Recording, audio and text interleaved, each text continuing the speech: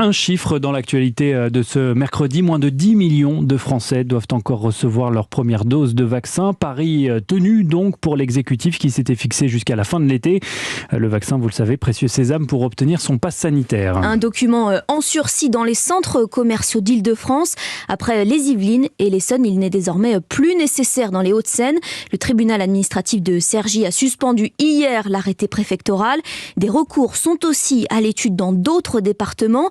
Et le Conseil national des centres commerciaux demande même une suspension du pass sanitaire sur tout le territoire. Alors pourquoi une telle levée de bouclier? Les explications de Zoé Pallier. Derrière cette série de procédures, il y a en fait un flou juridique, celui de la loi du 5 août dernier. Elle autorise les préfets à rendre obligatoire le pass sanitaire dans certains centres commerciaux et en même temps, ça peut paraître contradictoire, elle garantit à tous l'accès à des produits de base.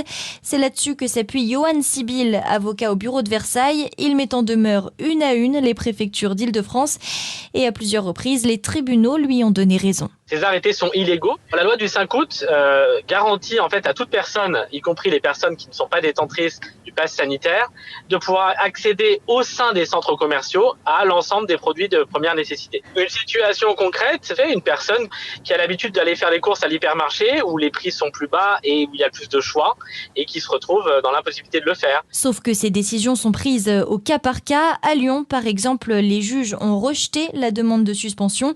Le tribunal administratif a estimé qu'autour des centres commerciaux, il y avait suffisamment d'autres magasins plus petits et donc accessibles sans passe sanitaire. L'éclairage de Zoé Pallier pour Europe 1.